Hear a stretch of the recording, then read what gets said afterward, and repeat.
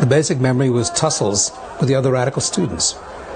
At City College, there was an atmosphere of perfervid, overly heated, overly excited intellectuality.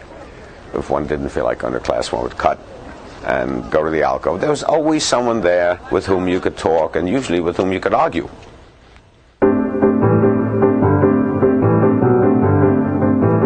Those who went to City College during the 1930s in a highly politicized environment were very, very much aware of the crisis that the entire world, not just the United States, was going through. The rise of totalitarianism, communism, fascism were things that they were deeply interested in. City College was like a school for political disputation. More than 50 years ago, 4 young radicals began arguing politics with one another at the City College of New York. In argument, they discovered the world. Through the power of their ideas, they hoped to change it. Ever since I can remember, I've been a neo-something. A neo-Marxist, a neo-Trotskyist, a neo-liberal, a neo-conservative.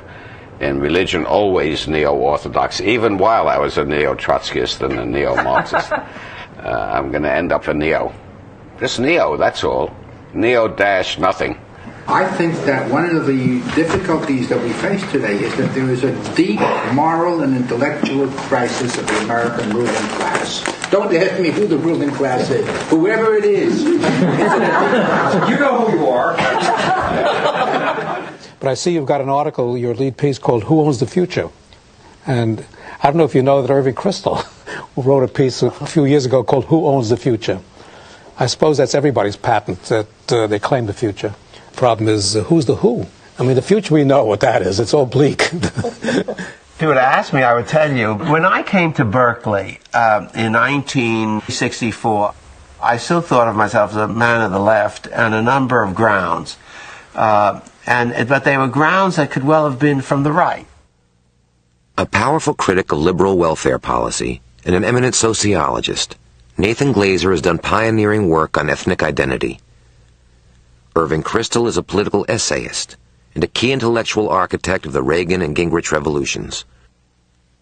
A literary critic and leading voice of the left, Irving Howe has dedicated his life to keeping the socialist idea alive. Daniel Bell is a man of the liberal center. A major social theorist, his work has been pivotal to our understanding of the late 20th century. As young men, they were drawn into the world of the New York intellectuals, a brilliantly contentious circle of writers and critics who combined a love for art and literature with an equal passion for politics.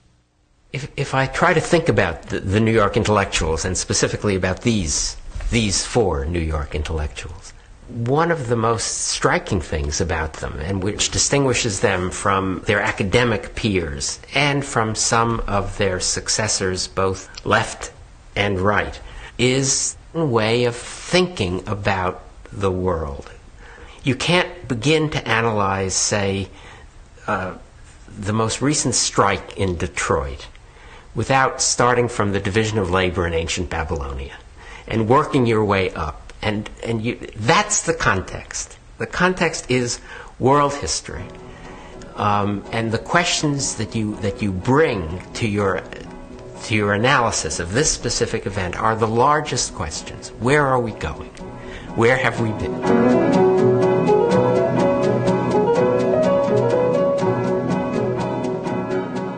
They came from working class families, and they made their way on. The children made their way on their wits.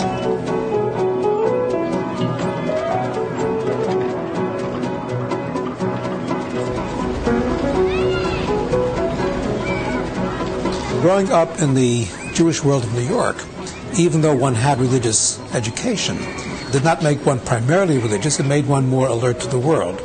It was a kind of double consciousness. We'd go to school and we'd sing "My Country, 'Tis of Thee, Sweet Land of Liberty." Land where my fathers died, people say, Russia. Land of the Pilgrims brought, Jerusalem. From every mountainside, the Alps. The immigrant Jews brought with them memories of the old country, legends and stories about things that have happened there. So you absorbed this kind of historical consciousness at the kitchen table, literally at the kitchen table.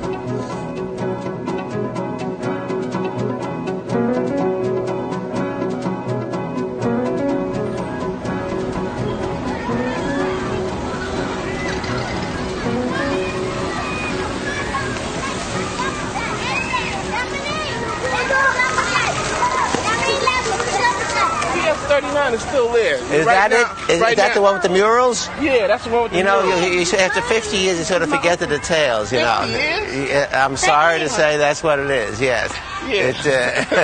I wish it was shorter, but yeah. it isn't. So what type of professor? Well, I'm professor of sociology at Harvard. Harvard? Yeah, Oh, really? we lived here from the time I was 10 to about the time I was 19. Then we moved to the West Bronx. You know General Colin Powell used to I live know over there. that. Now, he's much more famous than me. I'm not famous at all. Everybody's a star. Yeah, well, we all do our best. I used to live at 758, which was over there near the school, and that's torn down. That's my school. Is that your, what school, what's the number that's, what school is it? 60. What? PS 60. Where is that? Over there. Uh-huh. That's PS 60. Okay. Well, you would have been, we used to go to, this is wonderful. You know who did that? Do you know when they put it up? That's a double Dutch sculpture. And we just saw some real good double Dutch work.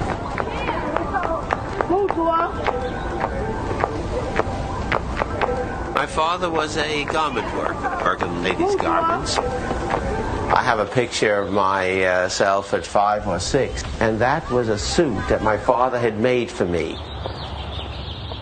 There were 9 of us in 4 rooms at first, and then we lived to another place in East Harlem, which was 5 rooms, and up here you could get 6 or 7 rooms for less money. These buildings had large apartments, and they would run 6 or 7 rooms to the back. And so you really could, we really could spread out. So it was like moving to the wide open spaces.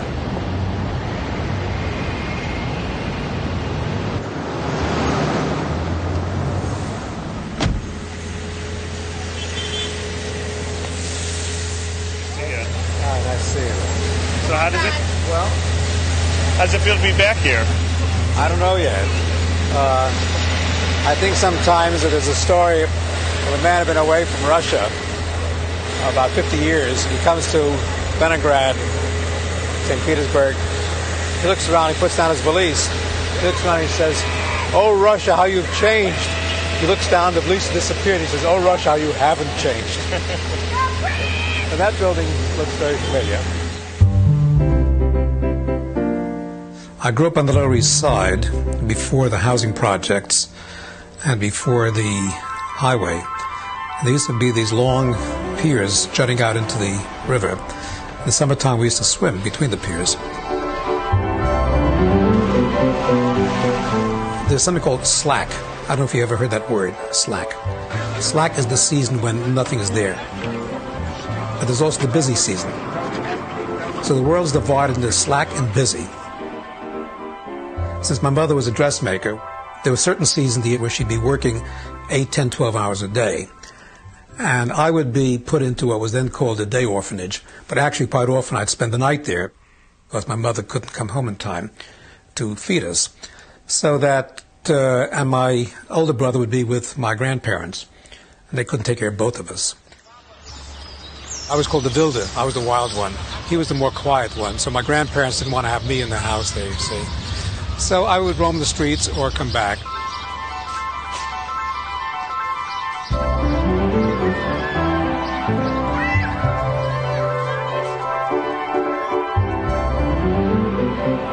We were poor, that's all, but then everyone was poor, more or less. When poverty is near universal, you don't experience it as poverty particularly. So our rooms were very small. We had very few of them. Shared a bedroom with my sister for a while. Then I slept in the hall. Then I slept in the dining room. It didn't matter because everyone was doing that.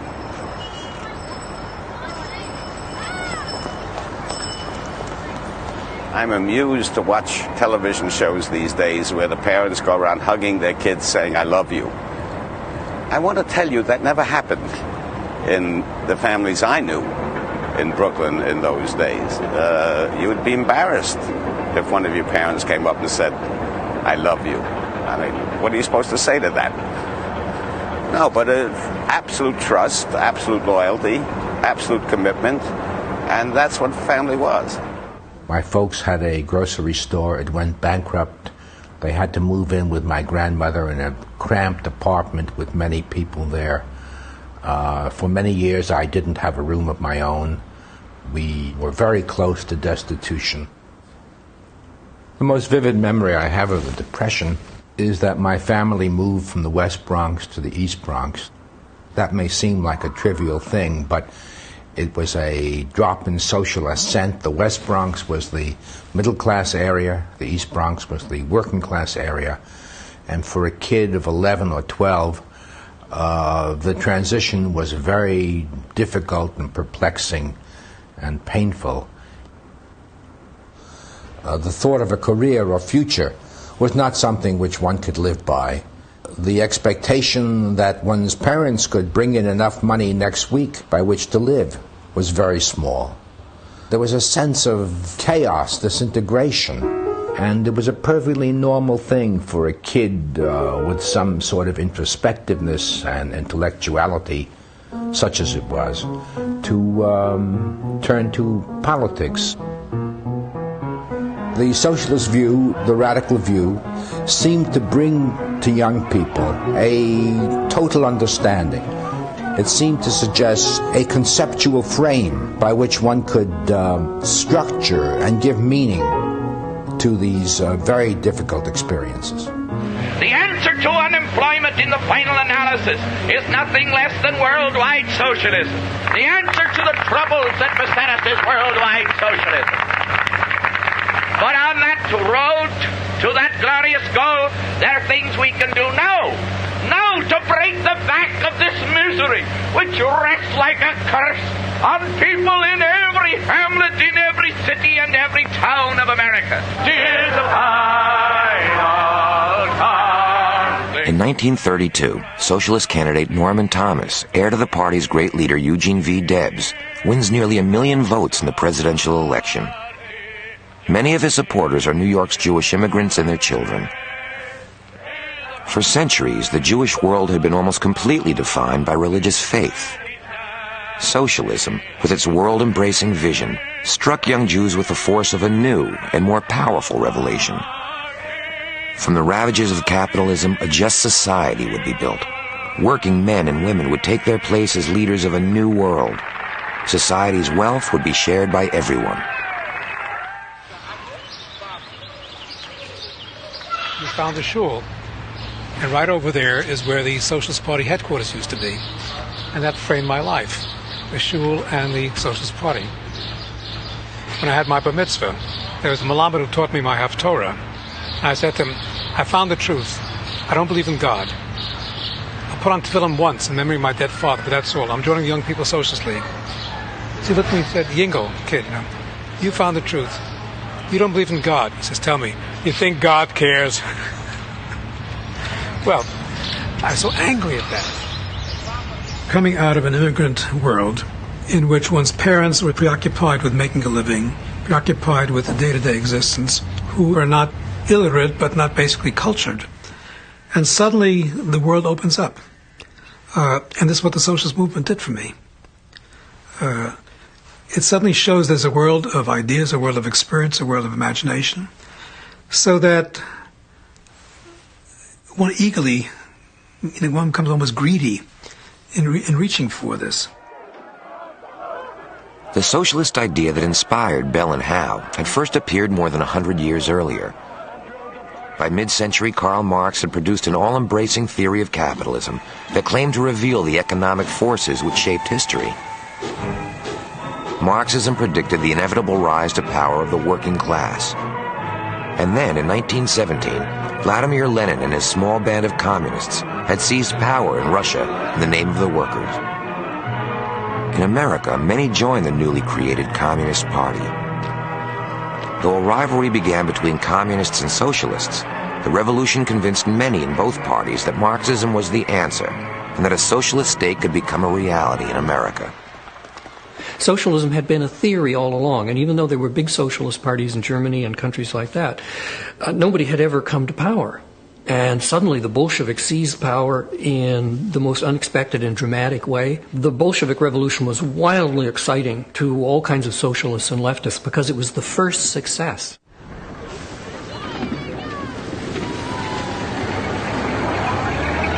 Even those not politically active absorbed the radical atmosphere that permeated life, from garment workers' unions to Yiddish language newspapers.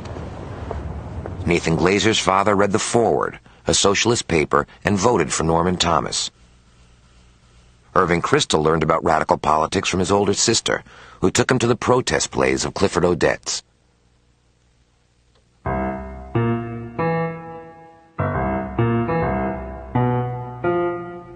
In those days, the streets were filled with crowds listening to street speakers.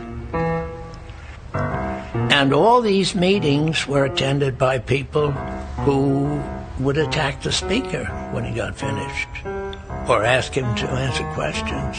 And there were often fights.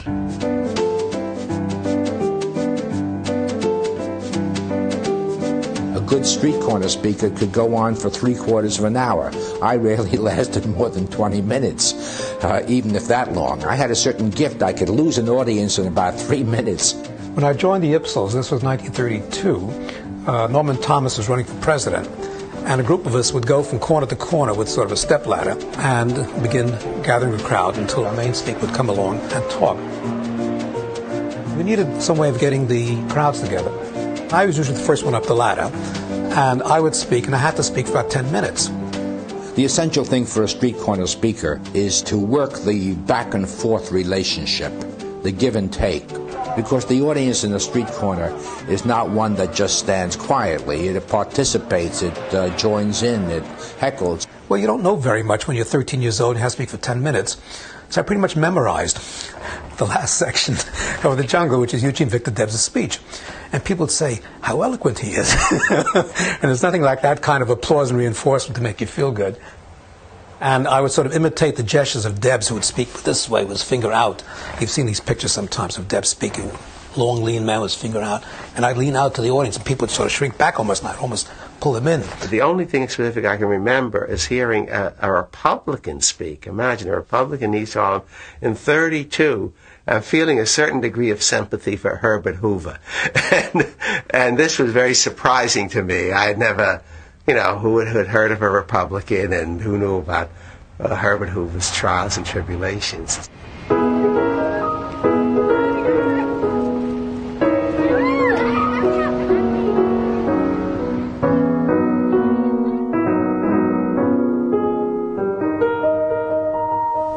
Like most young people with some political consciousness in the 1930s, I assumed the world was coming to an end, and there would be no point in preparing oneself for a profession. I knew absolutely nothing about City College. All I knew about it was that it was free. So even though I had a very good high school record, I took it for granted that always that I would go to City College, and I went.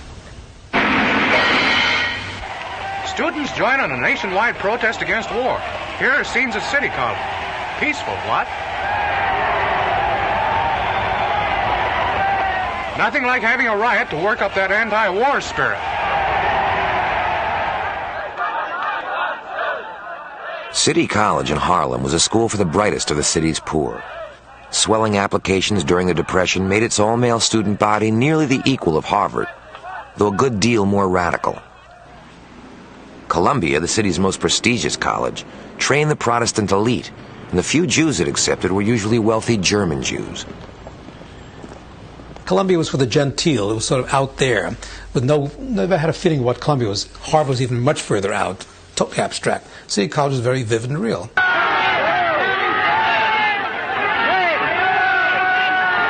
I was a kid. I was 16 years old when I first went to City College. On the one hand, I had visions of great political activity. On the other hand, I was afraid of integral and differential calculus, and as it turned out, I had very good reason to be afraid of it. The atmosphere was dingy, the place needed the paint jobs, the teachers were overworked, many of them were mediocre. It wasn't a very distinguished faculty at all, but there was an atmosphere of perfervid, overly heated, overly excited intellectuality. Each day, a small group of students, often cutting class, would make their way to an alcove in the school cafeteria looking to talk and maybe argue. about Marx, about the Soviet state he'd inspired, or about the idea of revolution. The alcoves were little divisions shaped like a horseshoe in which students could sit and eat their lunch. It was regarded as profligate to go out and actually buy lunch, and no one had the money in any case, so we all brown bagged it, and we would sit there and eat lunch and talk.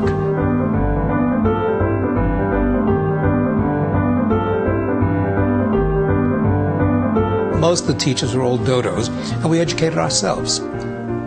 We liked to talk to one another, argue, debate, but it became a kind of cheder. It's a place where you constantly were disputing. We used to use the phrase, having a discussion. Having a discussion meant something rather special in those days. It meant a fairly passionate interchange, arguing about some interpretation or what have you, and doing it at the top of your lungs. One of the chief things we had to waive in our arguments was the New York Times. As in the expression, even the New York Times admits, or asserts, or says. Every alcove had its own identity. There was the jock alcove for the athletes, alcoves for the ROTC people. I don't think I ever met one. The Catholic alcove, and I don't think I ever met anyone there either. I mean, you know, we did ghettoize ourselves. But basically our life at City College was concentrated as between Alcove 1 and Alcove 2. The anti-Stalinist left and the Stalinist left. And that was our world. At City College, Irving Kristol and Irving Howe had fallen under the spell of a Soviet revolutionary exiled in Mexico, Leon Trotsky. Small in number, the Trotskyists gathered in Alcove 1 with their radical cohorts, socialists like Bell and members of a host of tiny splinter groups. In a few years, a left-wing Zionist named Nathan Glazer would join the alcove. Contentious, each defending the purity of his own radical beliefs, they were united solely by their opposition to Soviet leader Joseph Stalin and his American communist followers who made their home in Alcove 2. Members of the Young Communist League, and they must have numbered somewhere between 200 and 400, were forbidden to talk to us. I mean, literally forbidden by their organization to have a conversation. We had one fellow who had a foghorn voice, and he would hold up a left-wing paper and yell, "Read about Stalin the Butcher." And they would become very aggravated and aroused, and sometimes we would just literally provoke them into entering a debate or discussion. There was a debate between Seymour Melman and the communists, and Melman held forth for something like 6 or 8 hours as various people rose up against him, then had to go to class.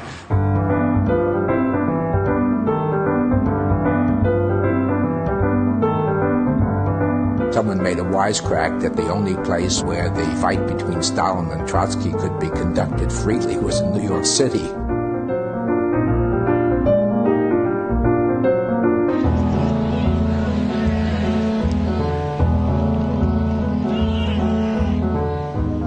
The fight at City College over Stalin was an argument that had agitated radical circles for years. Did the Communist Party rule in the interests of the people? Stories from the Soviet Union told of forced labor camps and political executions. The ousted revolutionary Trotsky claimed that Stalin was a dictator bent on destroying all political opposition. In 1936, a series of trials began in Moscow. One after another, the revolutionary elite pled guilty to charges of foreign espionage and were executed. Trotsky was sentenced to death in absentia. For the anti-Stalinist left, the Moscow trials raised alarming new questions about the world's first socialist state. Lenin had promised that in seizing power, the Communist Party would bring democracy and economic justice. Yet the revolution had led to Stalin. The experience of the Moscow trials, many of us thought about a great deal. What was the larger significance of all of this? Here were all the major figures who had created the Russian Revolution being murdered by Stalin, not only being murdered, but being forced in an abject way to confess to the most ludicrous kinds of accusations, that they were agents of the Gestapo, agents of Germany. I think many of the ideas that we developed were largely worked out in response to those highly traumatic experiences. And it wasn't just that some tyranny had been established, but that this tyranny arose out of a movement which was supposed to bring social justice to the world.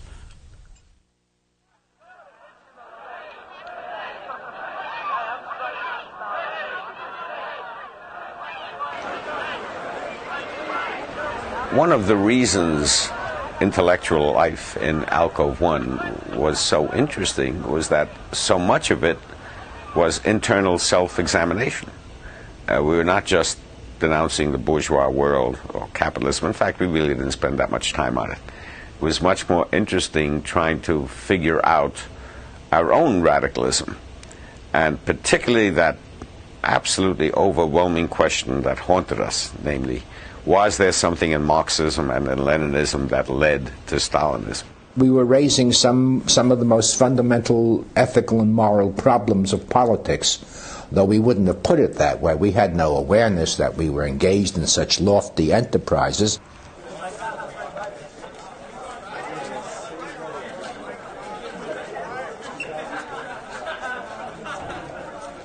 I myself did not join the Young Trotskyists till shortly after I left college, but I had been a fellow traveler for about 3 years. If anyone recruited me, I suppose you can say it was Irving Howe. He recruited me, one might say. He also expelled me about a year later for coming to the conclusion that, in fact, there was an organic connection between Leninism and Stalinism. I made a big mistake with Irving Kristol, and that was recruiting him to begin with. He wasn't, let's say, good material, but he wasn't expelled. He was together with a little group which developed different ideas, dissonant ideas, and they left.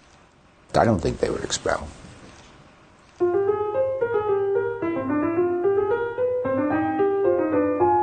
Looking beyond City College, the radicals of Alcove 1 watched with growing concern as fascism swept through Europe. In 1935, Stalin, fearful of the new threat, used anti-fascist sentiment to sell his communist cause. Directing communists across the world to join with others in the left, he tried to create and control a grand alliance against fascism called the Popular Front. Communists suddenly shed their radical image. American communist leaders backed Franklin Roosevelt and his liberal reforms. Thousands joined the Communist Party, and growing numbers of fellow travelers became sympathetic to the Soviet cause.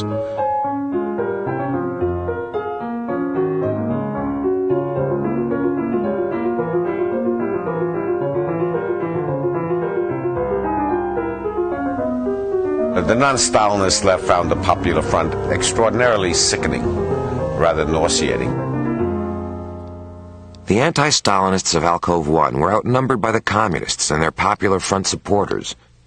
Yet their beliefs were echoed by a group of young Greenwich Village intellectuals and found expression in the magazine they wrote for, Partisan Review. I'd never heard of Partisan Review before I went to City College, and the first issue of Partisan Review I ever saw was in Melman's hands. And I said, "What's that?" And he said, "Oh, this is very important. You have to read this." You know, that's the way we talk. The Stalinists were middlebrow. The Trotskyists were highbrow because they thought in kind of terms that you had when Partisan Review started coming out. The union of two avant-gardes, a political avant-garde and a cultural avant-garde. We prided ourselves on reading Joyce and Thomas Mann and Proust, maybe not completely, but at least dipping in, whereas they were reading palookas like Howard Fast. A militantly anti-Stalinist journal, Partisan Review was dedicated to combining literary modernism with Marxist politics. Its first issues included pieces by T.S. Eliot, Wallace Stevens, Edmund Wilson, and Leon Trotsky. But its core was a small group of young writers and critics in New York's Greenwich Village, isolated in the midst of the Popular Front's overwhelming influence among intellectuals. Partisan Review had begun life under communist auspices, but its editors, William Phillips and Philip Rov, had soon chafed under the party's heavy-handed control and its attacks on avant-garde literature. We felt that if radicalism is to be desirable in any way, to be fulfilling in any way, it's had to come together with and represent in a way the farthest reaches and the most profound forms of modern consciousness. It was very extraordinary to find a magazine and a group of people who shared one's left-wing anti-communism, one's, if I may put it that way, one's advanced notions about books and the arts. In their battles with the Stalinists and the Popular Front, they felt that the Stalinists had very little feeling for human nature, very little feeling for human autonomy and individuality. And they saw those qualities par excellence in literature and in culture.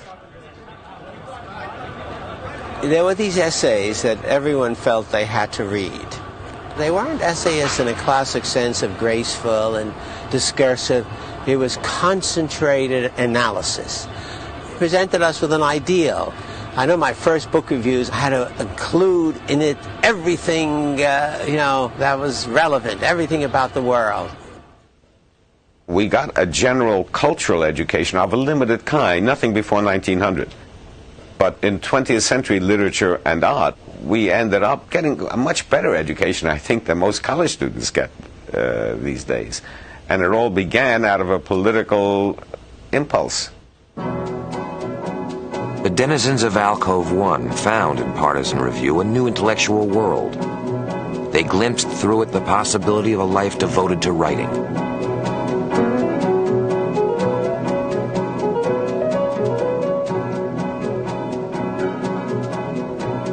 The PR critics were, above all, politically engaged intellectuals. For them, as for the boys of City College, there was perhaps no better example of this than Leon Trotsky. He was both revolutionary hero and writer, a man who had led the Soviet army and also produced a brilliant stream of essays on everything from literature to revolution. He had a literary verve, which was unmistakably was a great journalist, and the intellectual power of his criticism of the Stalin regime, most of which is accepted nowadays as justified, that he was right. But we didn't know he was right. We knew he was interesting.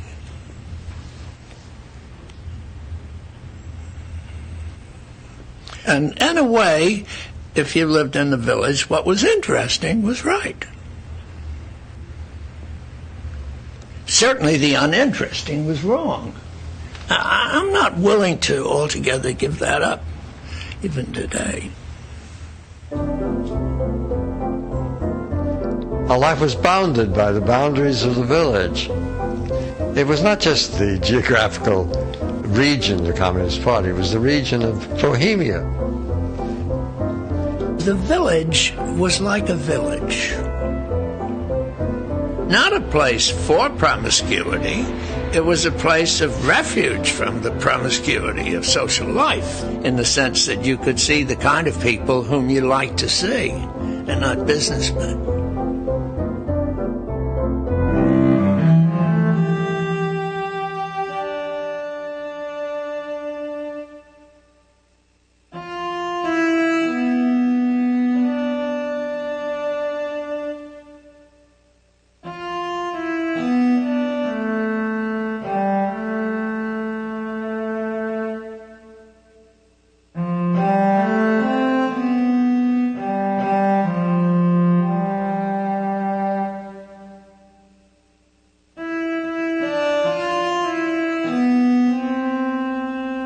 In August 1939, the era of the Popular Front came to a sudden end when Stalin signed a non-aggression pact with Adolf Hitler. American communists quickly abandoned their alliance with Roosevelt. A week later, Germany invaded Poland, and the Second World War began. In 2 years' time, Hitler attacked the Soviet Union, and communists proclaimed the Popular Front once again.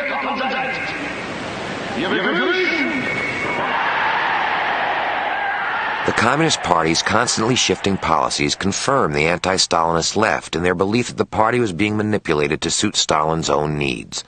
They were convinced that only a worldwide revolution by workers could destroy Hitler. In December 1941, America entered the war, and they were forced to confront their radical beliefs. Could they support capitalist America in its fight against Hitler? It was a question that each would have to answer in his own way.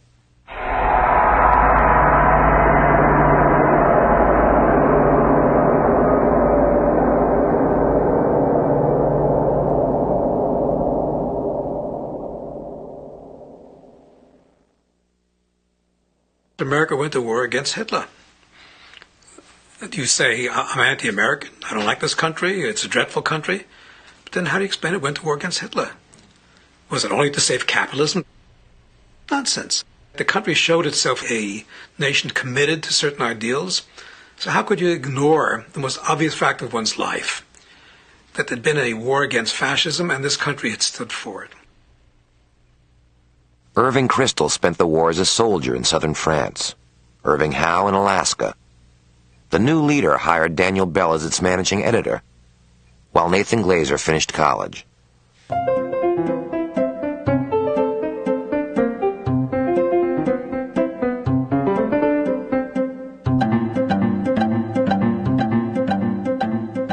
After the war, suddenly, things were possible that seemed utterly impossible.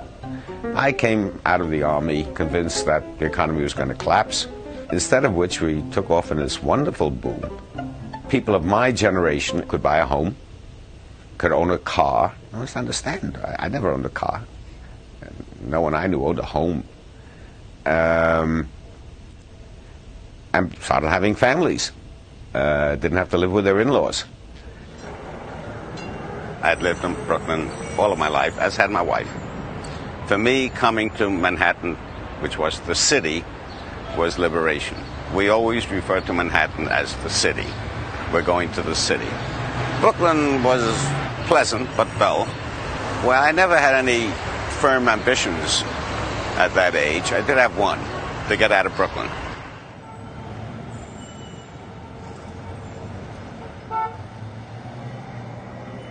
I had been partly transformed by my experiences in the Army.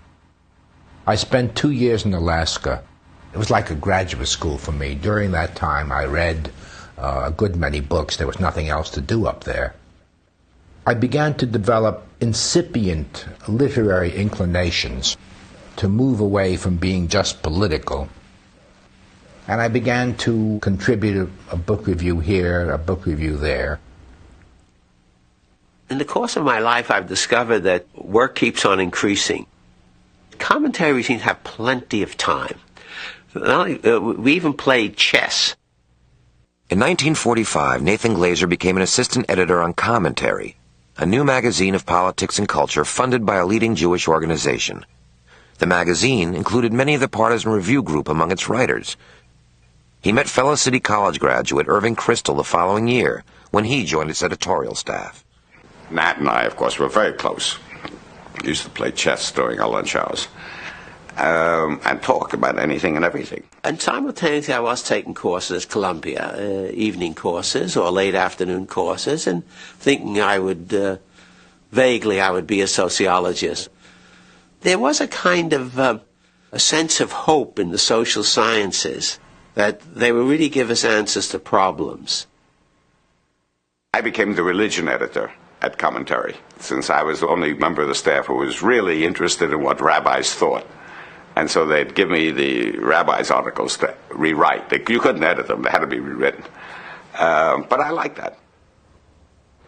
During the war years, I was constantly working, constantly on the go. I started a first book then. It was called The Monopoly State, dealing with the way in which the economy is becoming a war economy. And I would go up to the 42nd Street Library and work there in the evenings doing research, come back. And then having written about 150 pages, which I still have in my basement, I thought, what do I know about this? Who am I kidding? This is silly. I took books seriously, so I abandoned it.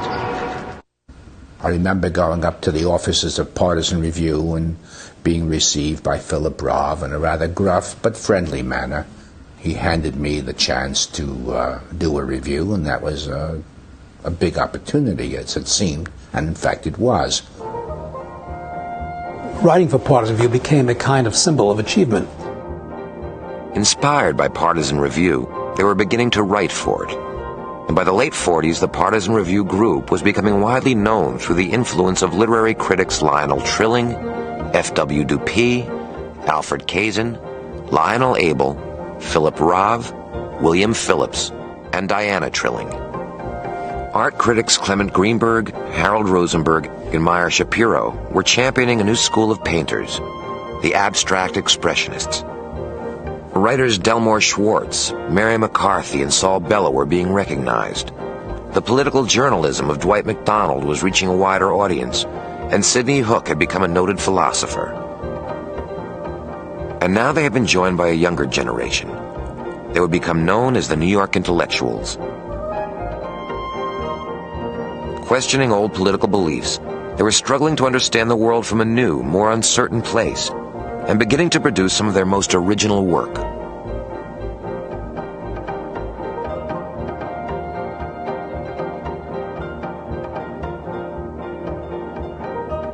One of the characteristics, first, of this group was a notion of its universal competence. Culture, politics, whatever was going, we shut our mouths off on. I did.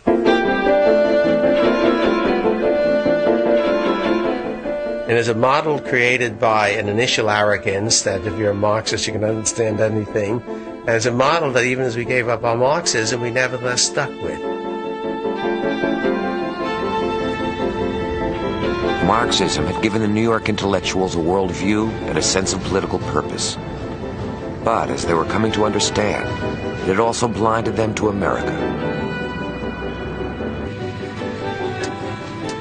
One of the things that made us distant from America was the fact that we weren't Democrats or Republicans. That's certainly a way of distancing yourself from your culture and its politics if you don't participate in any element of it. That distancing was beginning to break down. The Army, for me, was a very profound education. I was a New York Jewish kid. I didn't know anything about America, and I didn't know anything about most ordinary people. And I realized that, to create a new socialist person, which was our ideal, was probably a utopian enterprise. I think the crucial thing for them was their de-radicalization, because they carried over a great deal of the cast of mind of Marxism. But within that cast of mind, they had to develop a personal viewpoint. After the war, many of the things that had long been of interest to Partisan Review became very important to America. Europe was the most important of those things. Communism was very important. In a way, the anti-communism of the New York intellectuals was prophetic of the direction that the entire country took after the war. Partisan Review was the place to find what was going on in new currents in European thought, such as existentialism. The atmosphere of Partisan Review was both exciting because of the wealth of their interests and insular because of the nature of these people themselves. They were so polemical-minded. These were people for whom ideas mattered more than almost anything else, in many cases more than personal relations, for example.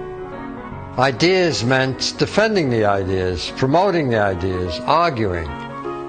We were always arguing with each other, but within certain premises, which made us a community.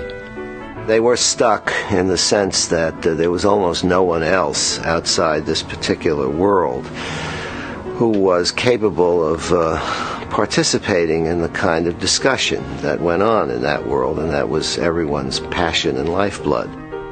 You needed to have read a great deal about certain kinds of things. You needed to have a certain kind of mind.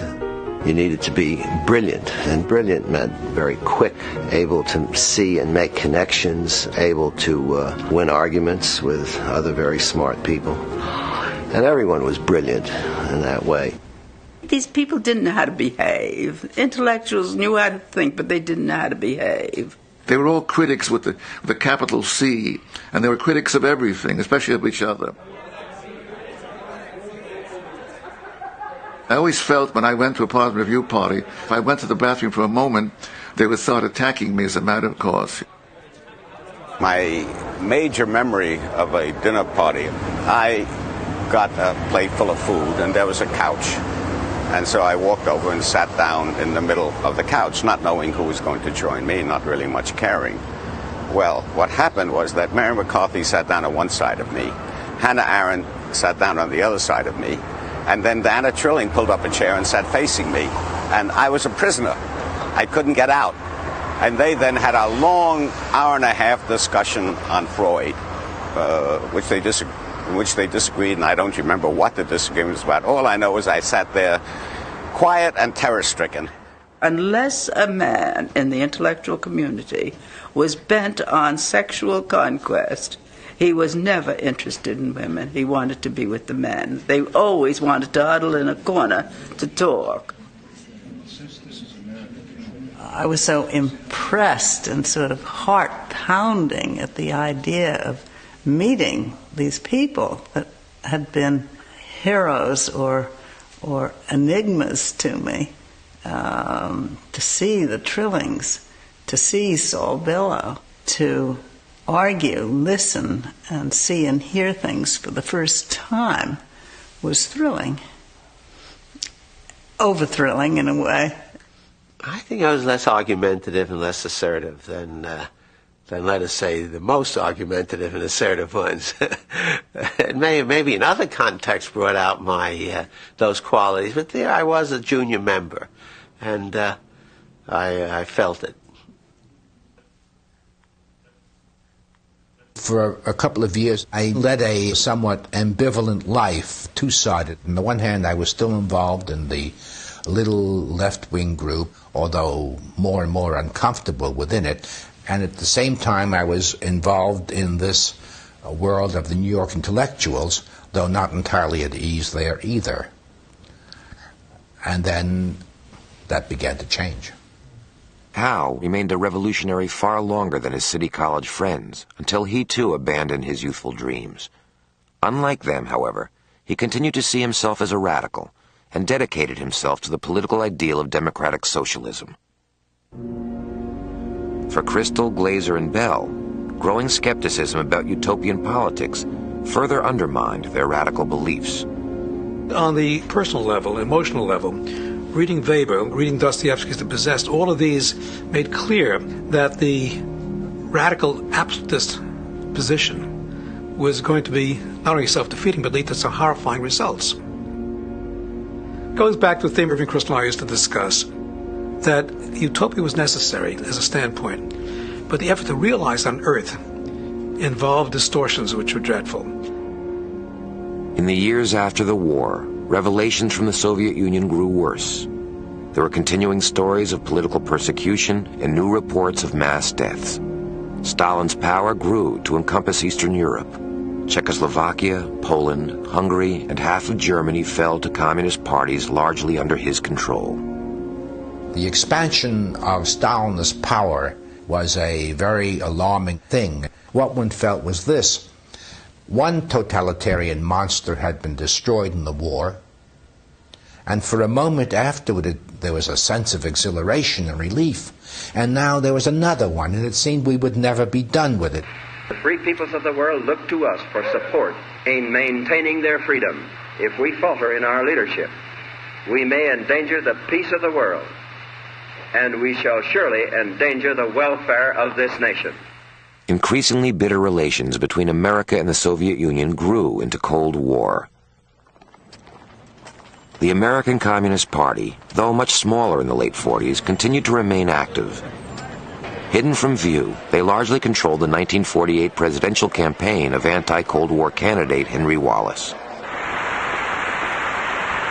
The following year, a communist-organized peace conference attracted a number of liberal intellectuals and celebrities. People were attracted to the Communist Party who did not necessarily regard themselves as handmaidens of Stalin. But what made the Communist Party unique as compared to any other political party of any consequence I can think of in the whole history of the country is that it was directed and to some extent financed by a foreign power. Alarmed at communist influence in the liberal community, Crystal, Bell, and Glaser joined the American Committee for Cultural Freedom, which had been created to organize intellectuals against the party. It wasn't that the American communists were the Trojan horse of Soviet Russia. It was rather that they muddied the waters of understanding of what the Soviet Union was and what our interests were and where we should stand in regard to the Soviet Union. And that was a problem with domestic communism. That's why you had to argue with them.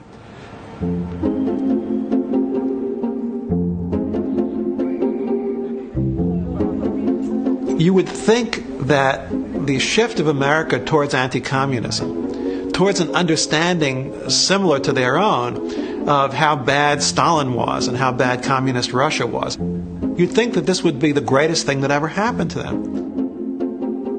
But the anti-communism of America in the 50s was not exactly the anti-Stalinism that they had held as a principled position. They were faced both with a country that had gone in the direction of their interests, but in a way caricatured their interests, even as it found many new uses for them. Are you a member of the Communist Party? It's unfortunate and tragic that I have to teach this committee the basic principles of Americanism. That's not the question. As fears of the Soviet Union rose during the Cold War, opportunistic politicians launched a series of widely publicized anti-communist congressional hearings. From those on the party's influence in Hollywood to a series of statewide investigations into communism on college campuses. The threat of espionage soon magnified fears when communists Julius and Ethel Rosenberg were arrested, found guilty, and executed for giving atomic secrets to the Soviet Union. Answer that yes or no. Do you know this man? I will not answer it yes or no. My answer to the question is... You are ordered to answer it. In 1950, Senator Joseph McCarthy gained national notoriety with his own hearings into communist subversion in government. The answer to the question is no. Though critical of the congressional investigations, many New York intellectuals continued to believe that communism posed a danger to American political life and kept up a vigorous opposition to it.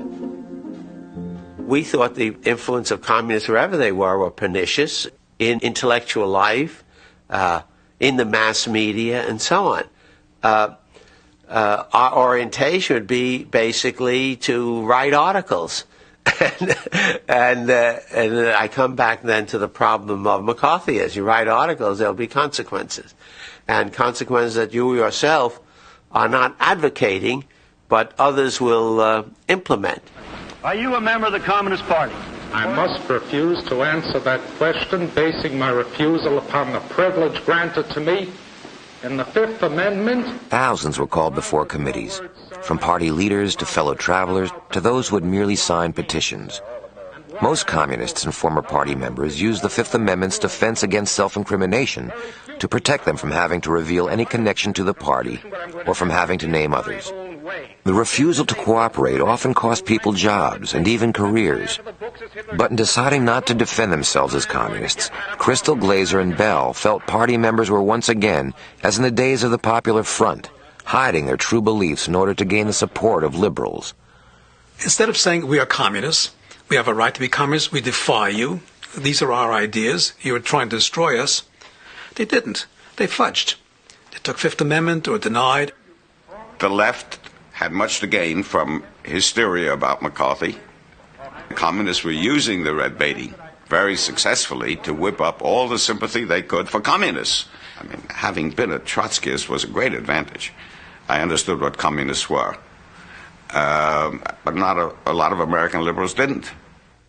In Commentary magazine, assistant editor Irving Kristol argued that liberal outrage against McCarthy's attacks on political dissent was blinding liberals to the problem with communism. He exaggerated the extent to which liberals in general had become susceptible to the being fellow travelers to, as it were, the communist virus. And I think the conclusion was a sort of defense of McCarthy. For there is one thing Americans know about Senator McCarthy. He, like them, is unequivocally anti-communist. About the spokesman for American liberalism, they feel they know no such thing, and with some justification. Irving Kristol, Commentary magazine.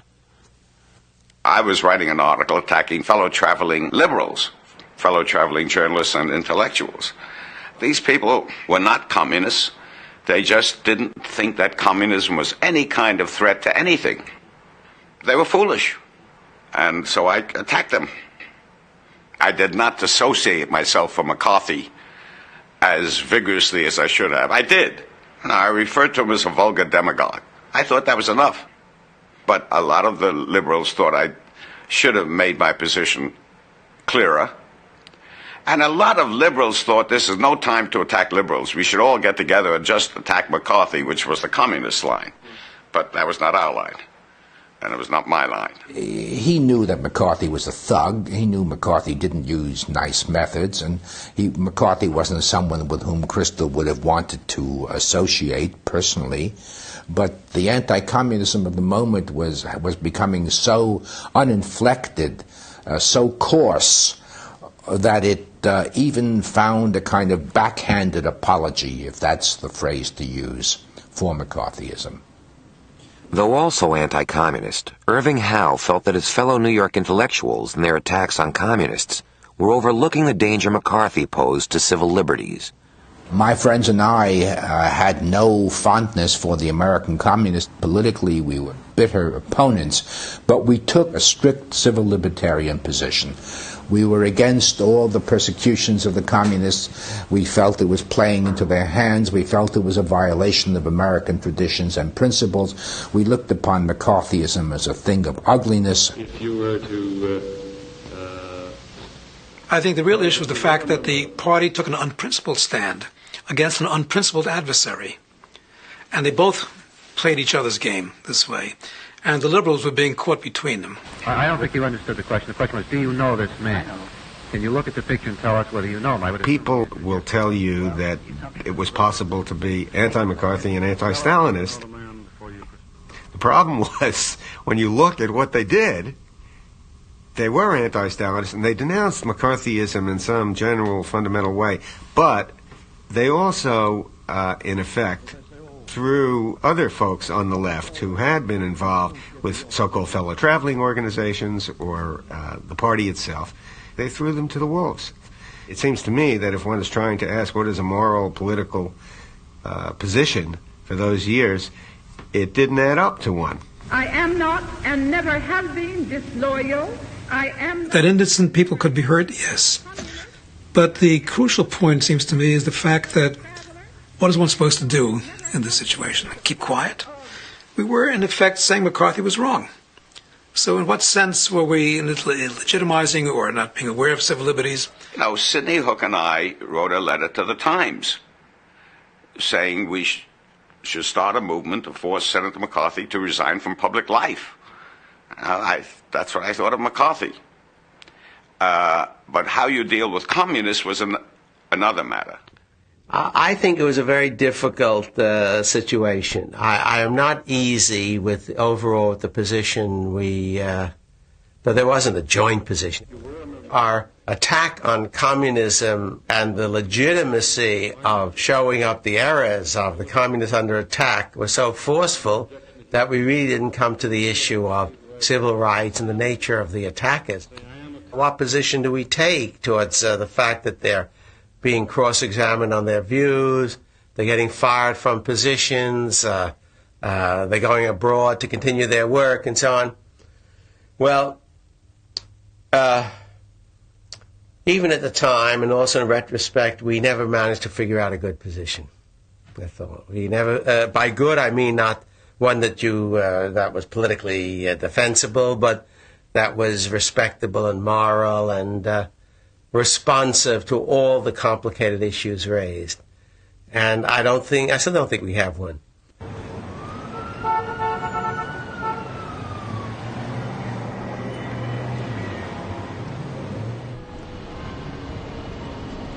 We had been raised, it seemed, with our mother's milk, with the idea that the function of the intellectual was to stand apart from the dominant institutions of society, to be a critic, even if it meant being marginal in the world.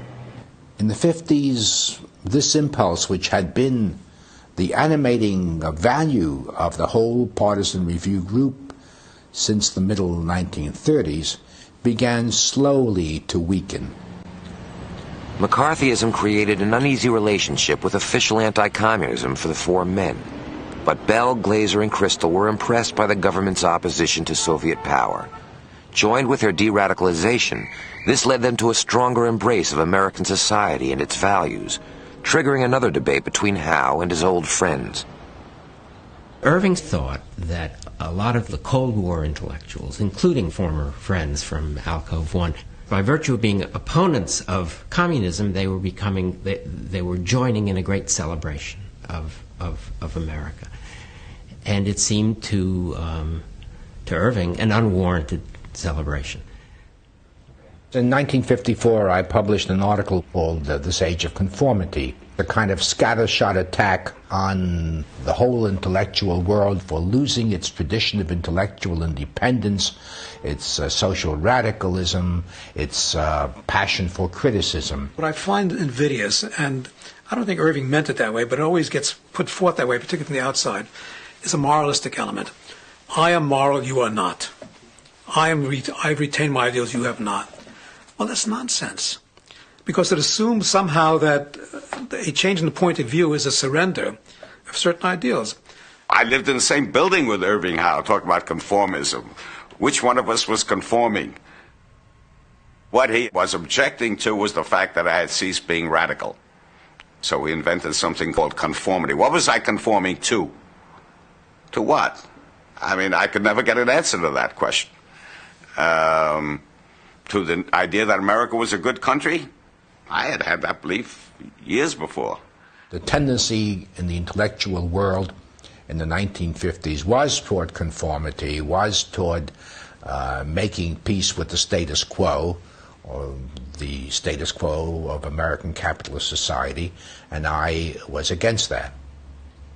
In 1953, we started magazine Dissent, which would be a voice of independent socialist thought, but not affiliated to any organization.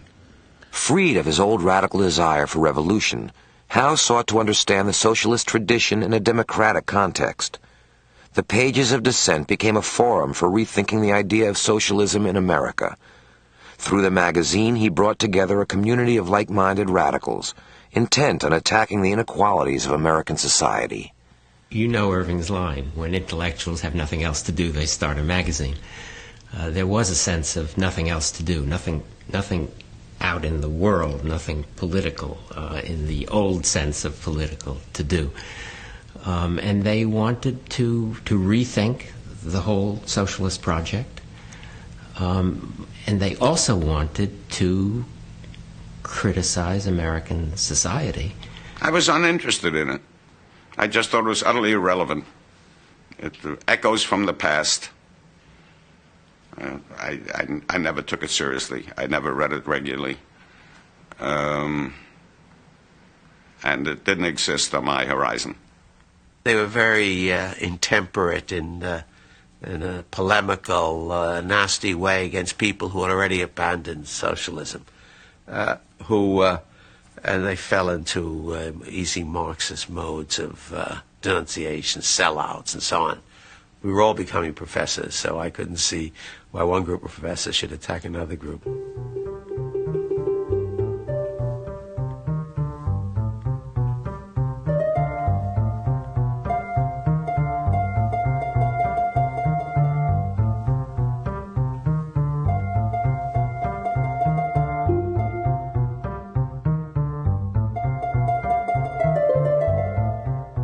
By the 50s, their work was bringing them increasing attention.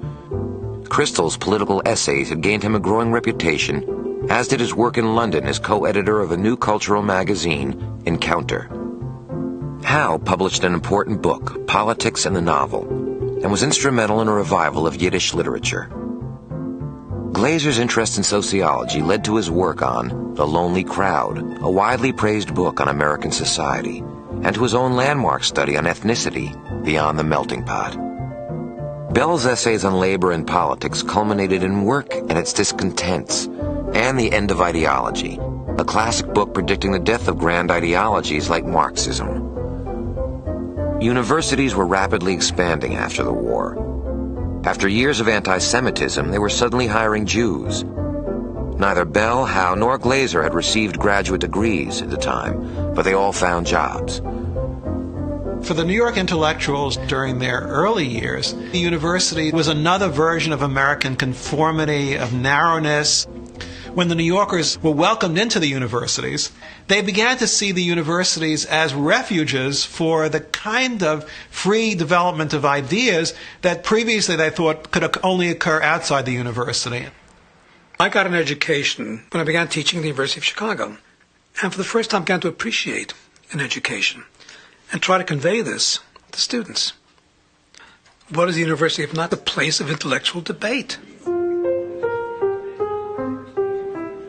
Newly established, middle-aged, convinced of the limitations of political action, in the 1960s the four men found themselves confronted by a small group of radicals springing up on the university campuses they had made home.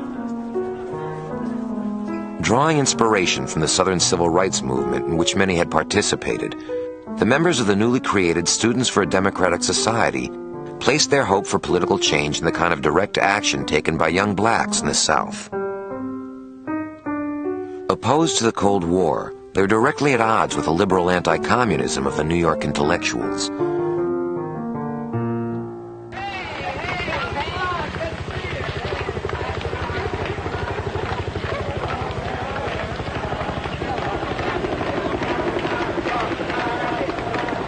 No younger generation likes to feel that it's being lectured to by their parents, ideological parents or biological parents, especially if they think those parents have a lot to answer to themselves.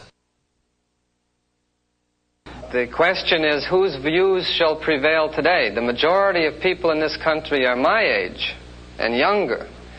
The people who run this country are people whose ideas were formed during the 20s and 30s. Tom Hayden came to see me after he graduated Michigan. He'd read The End of Ideology, he was curious, and he was sort of caught between Wright Mills and myself. Those were his two poles, in a way, and clearly he chose Mills. But what struck me most about Hayden, apart from the personality of the man, which I never liked, somebody once called him the Richard Nixon of the left, which I think is a very good appellation for Hayden, that these were people who had lost a sense of historical memory. The 30s were sort of lost in the fog. The 50s were confused for them, and they thought they were coming out of themselves. We thought that the Cold War was draining democracy, that civil rights were not a reality in the South, poverty could not be solved within the framework of the welfare state, and we didn't understand why they were defending a system that seemed preposterous to us. And I think it was because they put their lives into achieving it.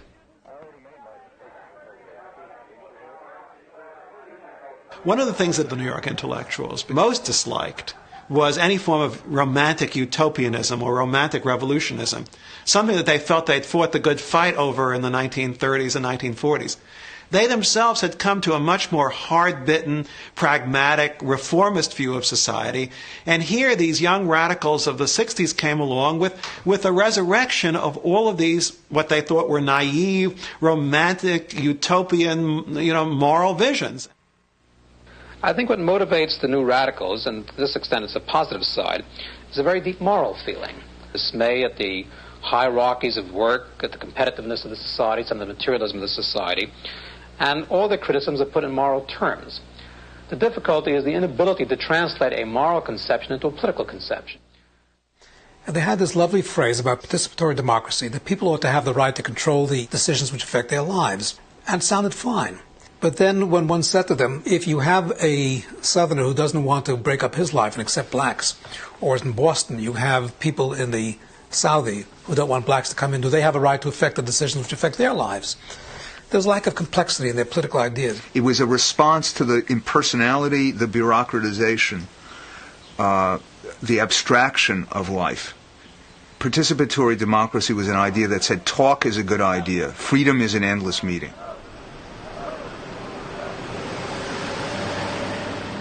In the early 60s, relations between my gang, that is Around Dissent, and the SDS were quite good.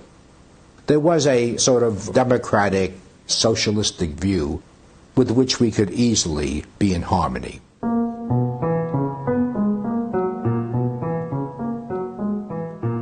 After their years of isolation in the 50s, Howe and his fellow socialists at Dissent reached out to the young radicals of Students for a Democratic Society, hoping to find in them a new group of allies.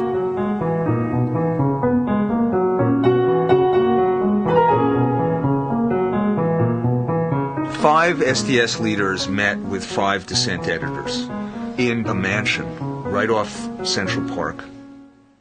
Several of us, at least on the SDS side, came with a sense of reverence and antagonism combined. These were the fathers we were meeting with. And at the same time, they were the proprietors of the left, such as it was.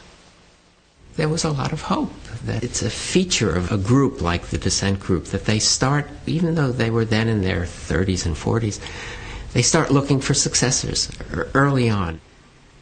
It had to be the case that Irving would ask these young people, what is your attitude toward the Soviet Union, the revolution in Cuba, the Maoists in China? And these kids, they resented what they thought was an insistence that they recite a catechism. Some of them seemed to us very idealistic. Perhaps the most gifted among them, Tom Hayden, was someone who we felt had a very strong authoritarian, manipulative streak. We could see the commissar in him, and that put us off. Tom was defending nonviolence, and Tom at that point was an absolutist about nonviolence. And Irving was more or less baiting him. Could you love a fascist, Tom? And Tom insisted that he could. And to Irving, this was incomprehensible. I was not raised in, thankfully, a household of people yelling at each other about the correct line. And so I couldn't comprehend the decibel level that these people would reach. And also they reminded you in a sick way of your father. You know, they were very paternalism. This is beyond Abraham. I mean, paternalism to an extreme that I'd never heard of. People pointing at you and lecturing to you, and they didn't appear to be doing anything. And we were going to jail, so at least we knew we were on the right track. When he heard Tom's toughness, what he thought was Tom's posturing as a hero, he heard Stalinism. Irving was a brutal debater. He was really revolted by what he was hearing, and he was unrestrained in his expression. Probably we made a lot of tactical blunders. We were avuncular, we were impatient, we scolded. But at the same time, we wanted to influence them. We thought, I certainly thought then, that they'd become frozen in their thought. And it was the freezing of their thought that had encapsulated them in a kind of inaction that we were eager to extricate ourselves from. There's an inevitable conflict between generations, but I think that to reduce the differences between them and us to a generational conflict is a rather superficial way of looking upon it. Irving saw something more than just the generational conflict. He saw a group of young people who, because they were unwilling or unable to learn from his experience, from other people's experience, were going to repeat the mistakes of the left.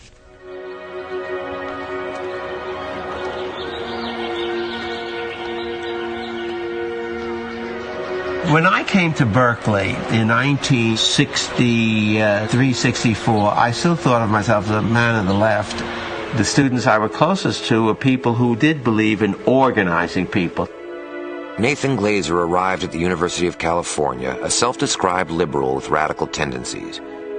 He had protested against the nuclear arms race and was sympathetic to the Berkeley students who were demonstrating for civil rights in the Bay Area. Then, a ban on campus political activity led Berkeley itself to become the target of protests over the right to free speech. At least for the first few months of the free speech issue, I almost felt like I was on the side of the free speech people. But there came a time when I felt that the push against institutional authority was simply excessive. We were serious students, and we were treated by the Nathan Glazers of the world as if we were not, and that was insulting. When I first met Nathan Glazer, I was in absolute awe of him. You know, I'd read his books, thought, ooh, wow, you know, this is my advisor, ooh, you know, big time. And I was a little afraid of him. As time went on, it became apparent to me that we had a major philosophical difference. And at first it was just we would chat about it. And then we would argue about it, you know, and it was, and he was decidedly angry and hostile. He thought we were wrecking the university, destroying the university. The degree of their discontent was disproportionate to the situation. Disproportionate to the point of where one distrusted their bona fides. Is this really bothering you so much, or after something else? Administration resistance to the call for free speech convinced protesters that direct action was the only means to change the university. When students finally occupied the school's main administration building, Glazer became one of the free speech movement's most vocal opponents.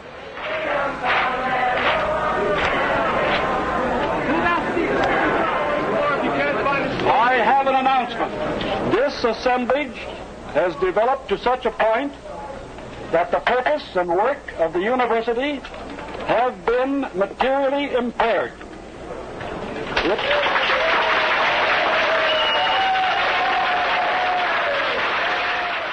There was a kind of, I felt, enthusiastic and euphoric rejection of forms and norms, but taunting of seeing to what extent one could put this institution and its representatives off balance, which was not a legitimate way to conduct the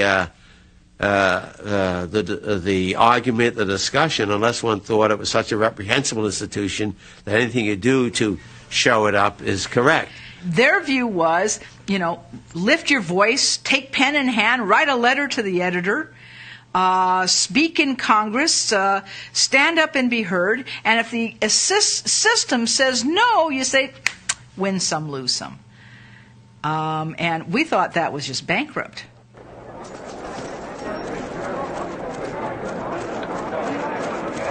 The liberalism that they espoused was an armchair intellectual liberalism. You shouldn't really get your hands dirty.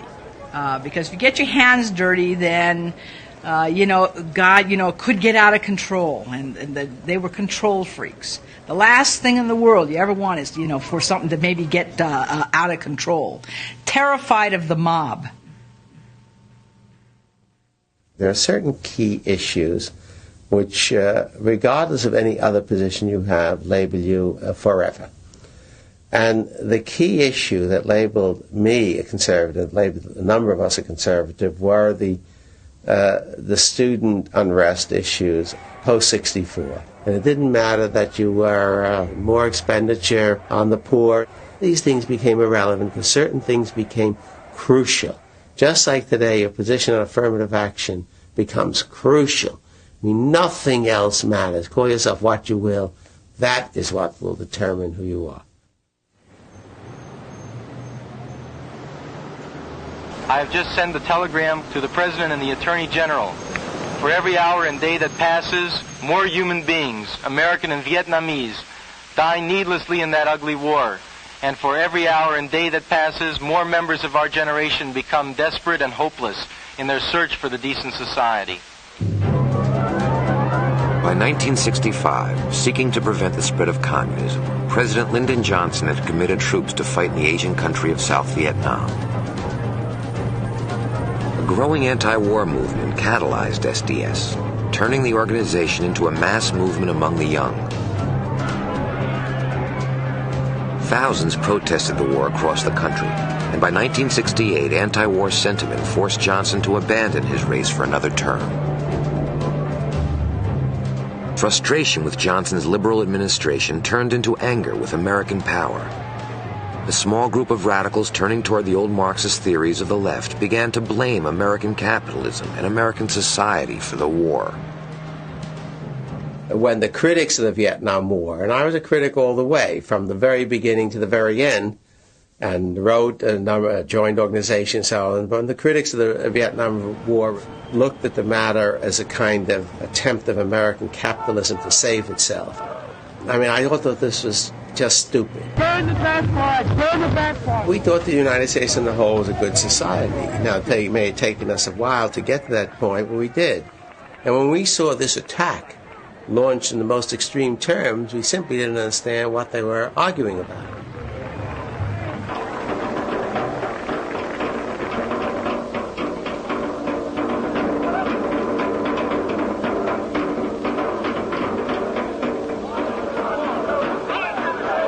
We felt very strongly that by 1968 or so, the New Left people were not engaged in intellectual discussion or debate or political struggle with us.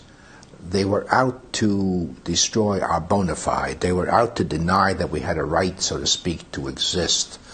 And this was one of the ways in which the idea of confrontation took place.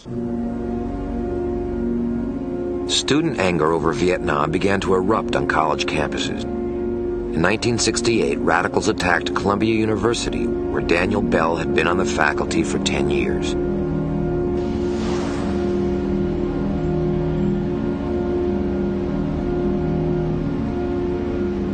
Columbia in the 60s had been a remarkable school. People like Hofstadter, Trilling, Marsh, Pirro had a glow, had an intellectual excitement. And yet all this was simply kicked away. To take the university as a target, and somehow this was complicit with what was all wrong with the world, well, it was ludicrous. Columbia had a way of containing within it most of the problems of American society.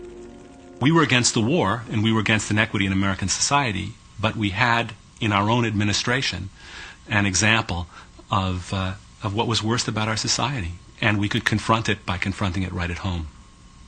Bell was part of a Columbia faculty that included fellow New York intellectuals Lionel Trilling, Meyer Shapiro, and F.W. Dupee.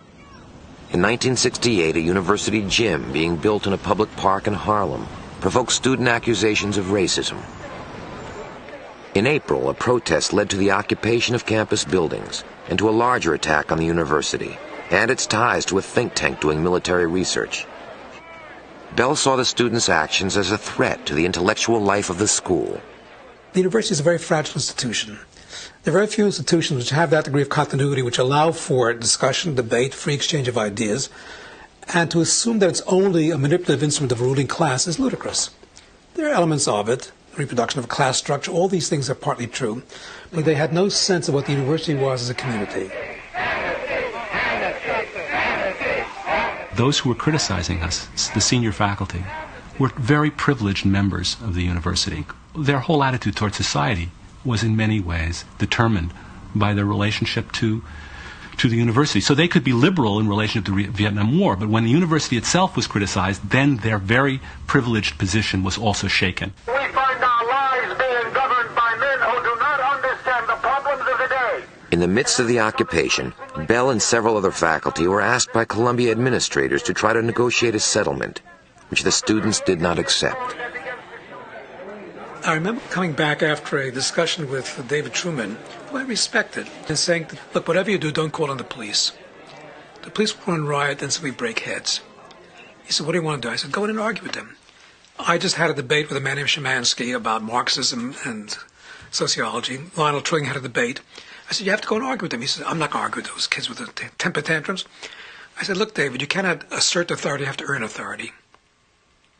He said, nonsense. We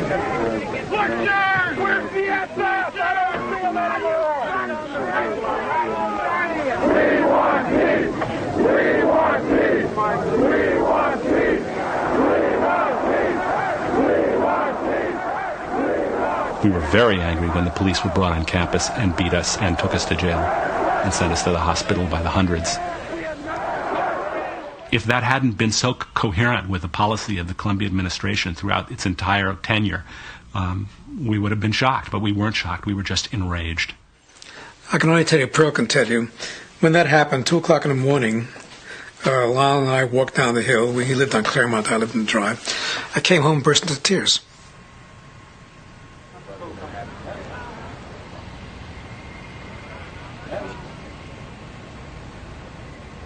Unfortunately, I think the events of '68 destroyed Columbia. It tore the faculty apart.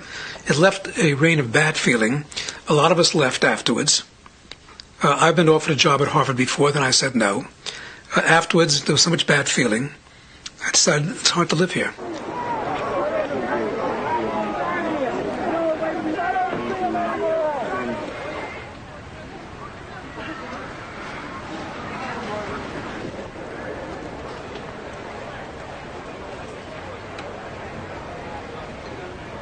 The 1960s were full of big ideas, most of them fantasies. And we decided to have this magazine, which would take a very realistic, somewhat skeptical view of social policy. I and Dan Bell got together and we started the Public Interest. We started a magazine. It's the only thing I could think to do. I didn't run for office. We started a magazine on a shoestring. We had a circulation of a few hundred to begin with. That didn't bother us. A circulation of a few hundred, you could change the world. As radicals attacked liberals for their resistance to change, Crystal, Bell, and Glaser became convinced by the mid-60s that liberals were trying to create change too quickly. Promising a war on poverty and inequality, Lyndon Johnson had initiated a host of government social programs. The three felt that the administration's liberal beliefs, its ideology, had obscured an awareness of the limits of what social policy could achieve. Bringing together a group of like-minded intellectuals, they wanted to examine the consequences of government policy using the methods of social science, and they wanted to have an impact on those who made it. Public Interest was, in its origins, still a liberal magazine, but without a liberal ideology. Being ideological means you have prefabricated ideas. You cut and trim the ideas to fit the formula.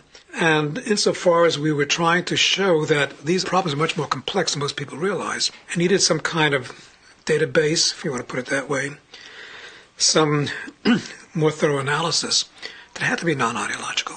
It was true when New York was poorer, it had 1/10 as many people on welfare. So now how were they managing? And they managed. I mean, there were societies, there were organizations, there were friends, there were... how did they manage? They must have managed poorly. But now they must be managing much better now. Think of the sums involved. Well, are they managing much better? So they're very complicated effects, and that's what we were in. That's what we were at.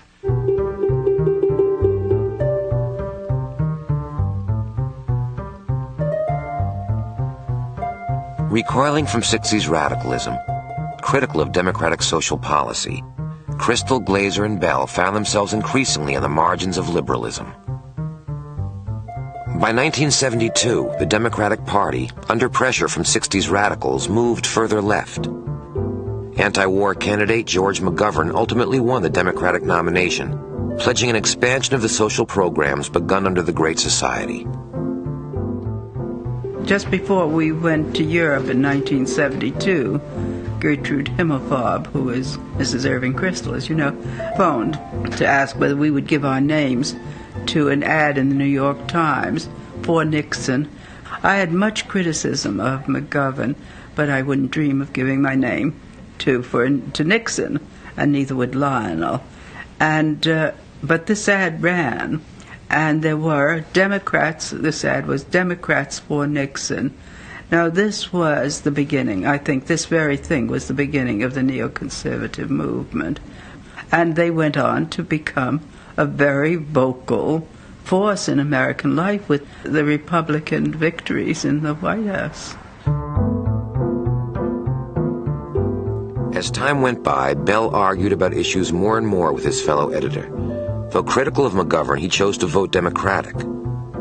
With this disagreement over the election, he finally left the Public Interest. Though Glaser had also withheld his support from Nixon, he continued working with Crystal and replaced Bell as an editor of the magazine.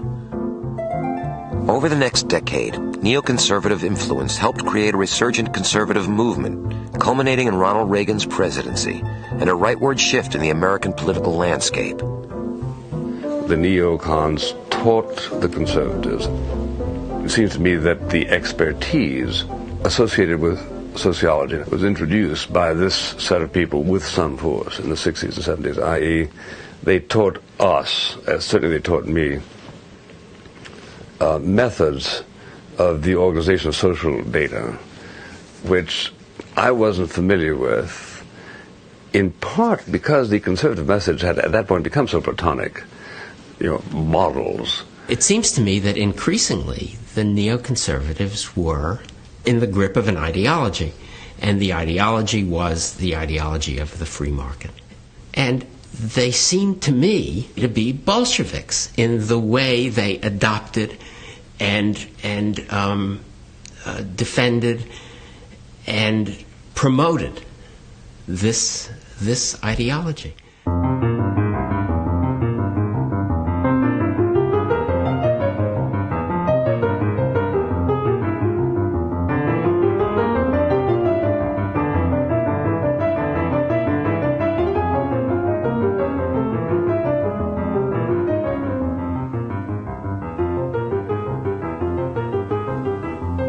In the coming decade or so, the political struggles will not be any longer between democratic capitalism and communist totalitarianism, but will now be a struggle between conservatism, Thatcherite conservatism, or Reaganite or Crystalite conservatism on the one hand, and social democracy on the other.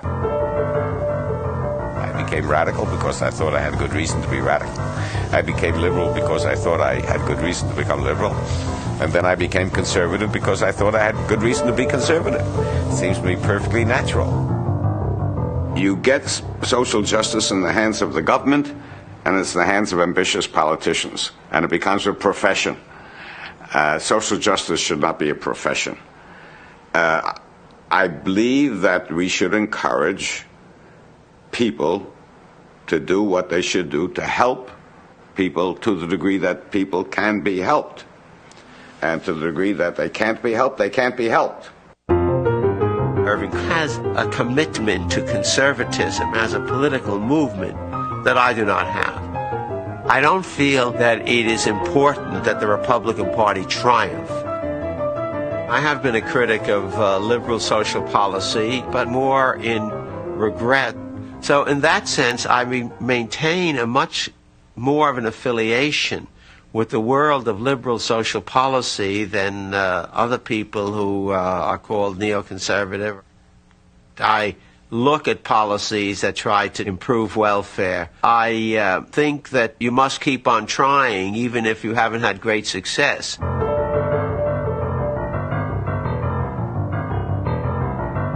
Liberalism has no fixed dogmas. It has no fixed points. You say, this is the liberal position.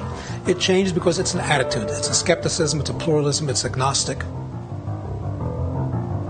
It's curious that you ask me, am I a conservative or a neoconservative? What I find amusing is that people who decry a one-dimensional view of society apply a one-dimensional label.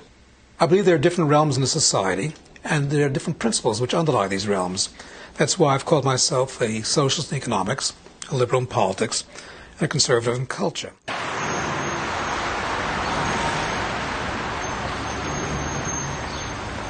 By the 80s, Bell was driven to reassert his liberal beliefs in the face of a newly powerful conservative movement. In his later work, drawing on a tradition going back to Marx, he attempted to grasp the essence of social change in his era, charting the coming of post-industrial society. Many people in sociology and other fields are very reluctant to connect their moral and political judgments with their professional work.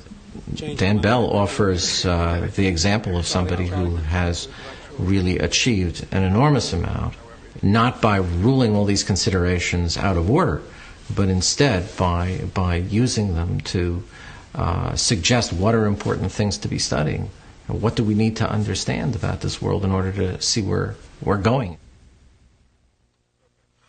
Writing steadily on literary subjects from Emerson to T.S. Eliot, in the 70s, Howe also helped found the Democratic Socialists of America, continuing his search for greater economic equality. In World of Our Fathers, an acclaimed study of Jewish politics and immigrant life, he found his way back to the vanished culture of his youth, discovering there the lost source for his own socialism. It's certainly true that right now the idea of socialism does not loom as a central issue in American political life, and that's putting it mildly.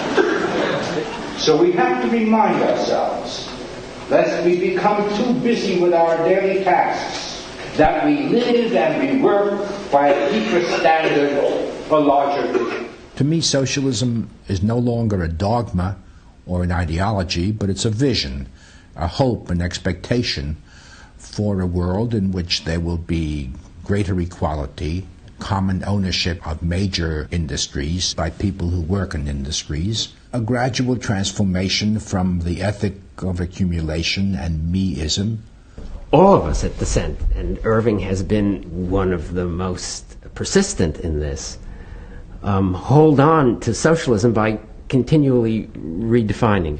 American capitalism. We think it's important to retain a sense that social life is malleable through political action, even if visions of radical transformation turn out to be wrong.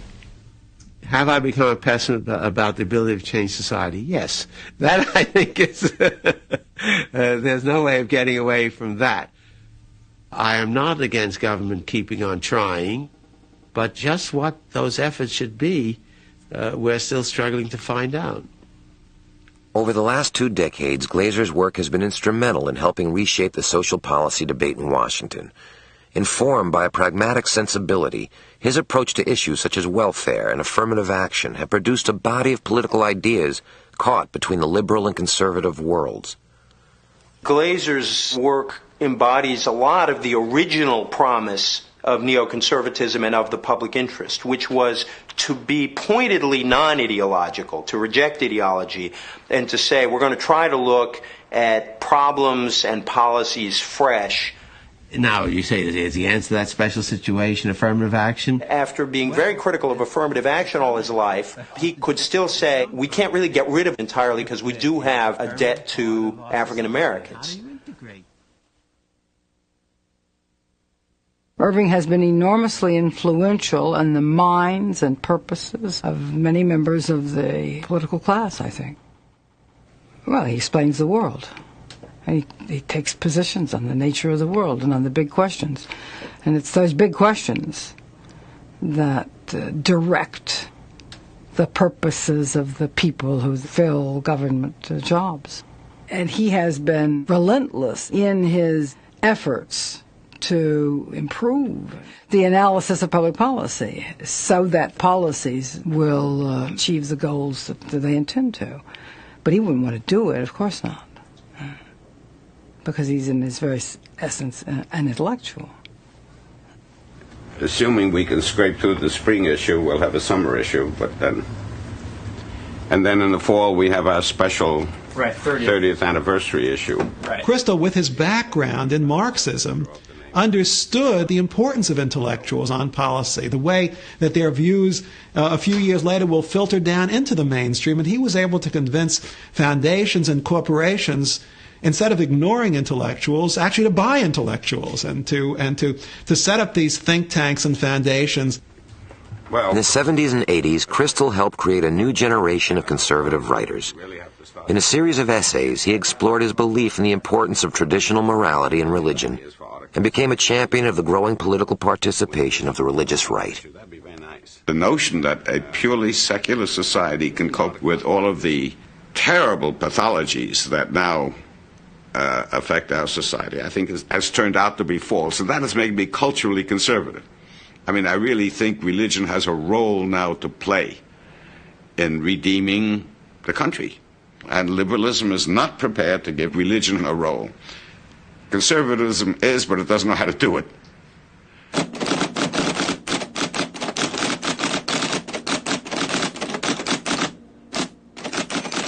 In terms of my own sense of it, Irving's become completely ideological. If anything, by now, this is sort of the radical difference between us. It's become a crusade for him, and therefore become more aggressive in his point of view. Fair enough, but at least it's more of a crusade rather than a skeptical examination of issues. I don't know whether that's true or not. Hard to see this sort of thing about oneself. I accept certain principles of political philosophy, which I didn't accept 25 years ago. But I don't regard that as ideology. I have become interested in trying to develop a conservative agenda, because I think in democratic politics, with societies in flux as they are, you do need an agenda to keep up with change. He did an article in the National Interest about a year and a half ago, which absolutely put me aghast. He said, "For me, the Cold War is not over. To me, it's now a war against liberalism." And I blink. I say, well, I can be critical of liberalism, but a war against liberalism? Why? Well, liberalism is responsible for the moral decay of the country. Well, this I find quite wrong. If there's a sense of decay, it's been in the ethics of so much, not all, but so much of these business corporations, and the way in which they've simply lived lives of total luxury and spoliation. Not a word of condemnation of this. So moral decay is always the poor blacks, homosexuals, others, as a form of family values, and nothing on the other side.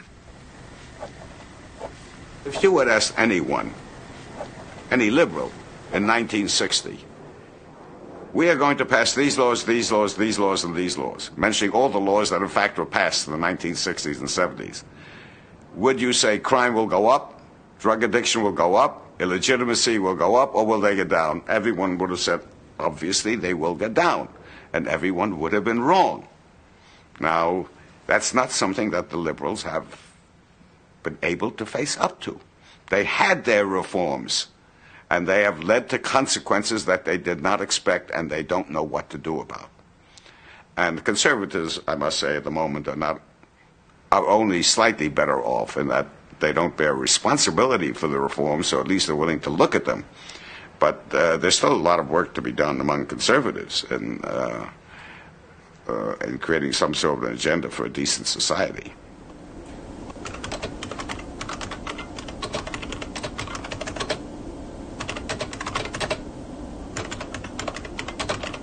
It is assumed when you deal with people in the academy that engagement is not necessarily part of their work. They are professional.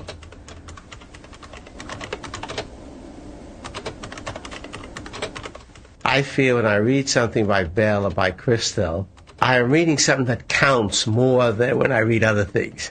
Now, if you were to press me and say, why does it count more? Well, because I know them, I know where they're coming from, I know where they're going to, I respect them. All those things are part of it. But it simply counts more.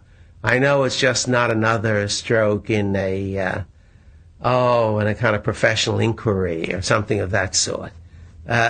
And I suppose the answer is the assumption is the involvement is a passionate one.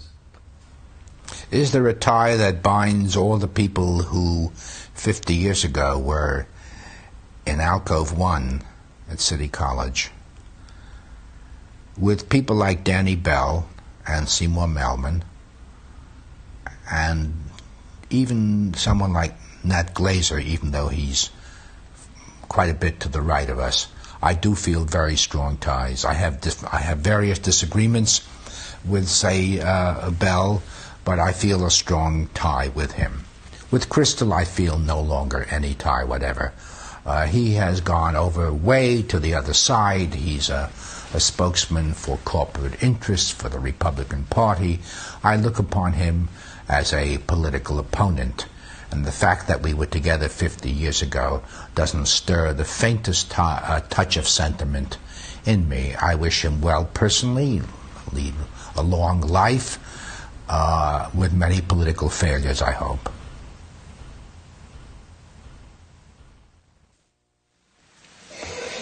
I have tried these last weeks at all hours of the day to evoke Irving's voice, its cadence, its fluency, and a freshness of tone that the years never made stale. Our friend and comrade Irving Howe is dead. The world knew him as the leading intellectual of the American left, a voice, often as they say, a voice in the wilderness, We knew him differently. He was our voice. It's our wilderness. I know that voice. It's in my bones. Irving taught us to argue and to worry. Most of us, I suppose, never worried enough because we always knew that he was worrying. Worrying steadily, worrying with a purpose, for he was also stubbornly and strangely and sometimes luminously hopeful.